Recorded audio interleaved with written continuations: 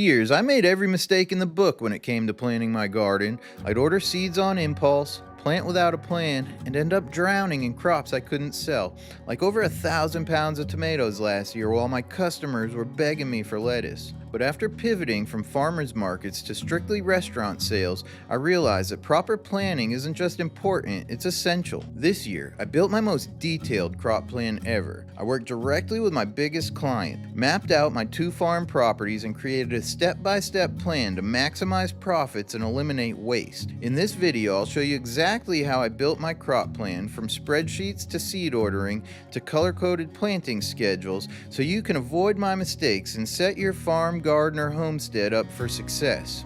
Hey, what's up everybody? Welcome back to Chef's Harvest Farm. If you're new here, I'm Chef Mikey, a former executive chef turned urban farmer. I turned my backyard gardening hobby into a thriving no-till farm where I grow food sustainably for local chefs and restaurants. To kick off my crop plan this year, I reached out to my biggest client, Blackberry Mountain. They're a luxury resort in the Smoky Mountains about an hour outside of Knoxville, Tennessee, where I live. Last year, they started ordering 50 to 100 pounds of salad greens from me every single week, along with almost anything else I had available. By midsummer, they were buying everything I would have taken to farmers markets, and I made the decision to pivot my entire business model to focus exclusively on restaurant sales. Blackberry Farm and Blackberry Mountain aren't just any client.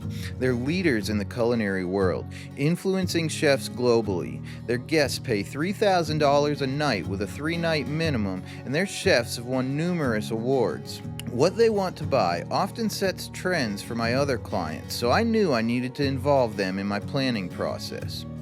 I reached out to their executive chef and 2 sous chefs to set up a meeting. Now let me tell you, chefs are incredibly busy, so asking for their time is a huge deal. I knew I had to show up fully prepared. I created a detailed agenda, which I'll link in the description for you to check out. When I walked into that meeting, we'd never met in person. We'd only had 1 phone call about a year earlier to set up the ordering process, but this was my chance to strengthen our relationship and align my crop plan with their needs. I got straight to business, followed my agenda, and I could tell they appreciated how organized I was. That 1-hour meeting gave me invaluable insights into the crops they wanted, what price points worked for them, and how I could tailor my plan to fit their needs. Hey y'all, I just wanted to take a moment and let y'all know about farm raise. Every year, farmers like us lose thousands of dollars in missing tax deductions or USDA grant funding opportunities. If your bookkeeping isn't perfect, you're probably leaving money on the table too. I used to use QuickBooks for my farm, and it was a nightmare. Trying to categorize expenses for my Schedule F felt impossible.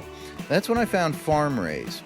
FarmRaise is built for farmers. It automatically categorizes deductions, simplifies bookkeeping, and sends you alerts about USDA funding opportunities, so you never miss out on money for your farm.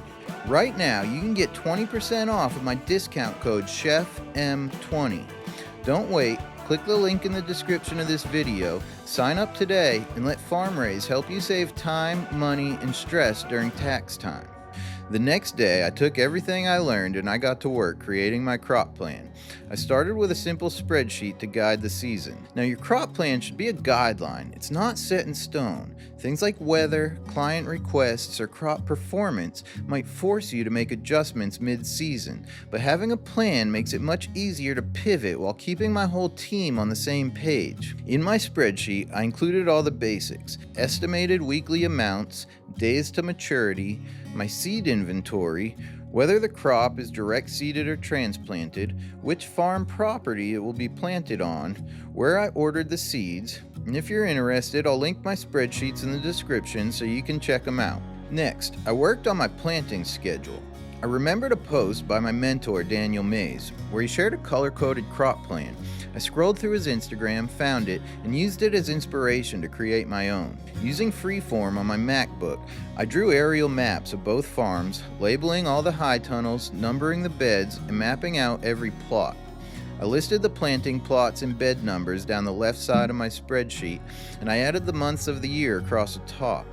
Then I labeled and color-coded each bed with the crops we'd plant, what would follow them, and some planting instructions. Now this plan isn't 100% accurate, but it gives me a clear outline for the season. I can adjust it as needed based on weather or unexpected conditions, but it ensures we know what's going into each bed and how the beds will rotate. Your crop plan will likely look very different from mine, depending on who your clients are and what they want to buy. The most important factor when it comes to profitability is demand. For me, lettuce is my most profitable crop. I can sell up to 200 pounds or more every week. But if you don't have that level of demand, it might not be as profitable for you. Lettuce is a risky crop because of its short shelf life. My general rule of thumb is I don't sell it if it's over a week old. Sometimes I'll push it to 8 to 10 days if the quality is high and I know a restaurant's going to use it quickly. But generally speaking, 1 week is the cutoff, and trust me, sometimes I gotta hustle hard to sell it all. Outside of salad greens, I focus on root vegetables like beets, radishes, and carrots. These crops are great because I can remove the tops, store them in refrigeration for up to 90 days if needed. This gives me some breathing room to sell them, while still growing them in high quantities to maximize efficiency. I also prioritize crops that take 60 days or less to grow. This allows me to get multiple plantings out of each bed per season. Plus, shorter growing cycles means less risk from pests, disease, or extreme weather events. My goal is to get crops in and get them out as quickly as possible. Of course, there are exceptions like garlic, tomatoes, or peppers that take longer, but they're worth it in my context. When building your crop plan, consider how you'll transport your harvest to sell it. For example, you'll notice I only have cherry tomatoes on my crop plan this year. That's because they're easier to transport and I can charge a premium for them. In contrast, larger tomatoes are too fragile and heavy to deliver efficiently, so I've cut them from my plan. Crops like Brussels sprouts and broccoli take too much time to raise seedlings, hand transplant, and manage in the garden, making them unprofitable for me. But in a different context, they could work for you. This year, I'm focusing on leafy greens at the home-based property because I can refrigerate them immediately to ensure the highest quality and longest shelf life. At my lease property, I'm growing storage crops, things I can harvest, pack into crates, and transport back to the home base without refrigeration. And with that, it's time to get the season started. My team just arrived and we're planting the high tunnels today. I hope this video is helpful and you found value in it. Don't forget to drop a comment about your crop plan this year. Thanks for watching. I'll see y'all in the next one.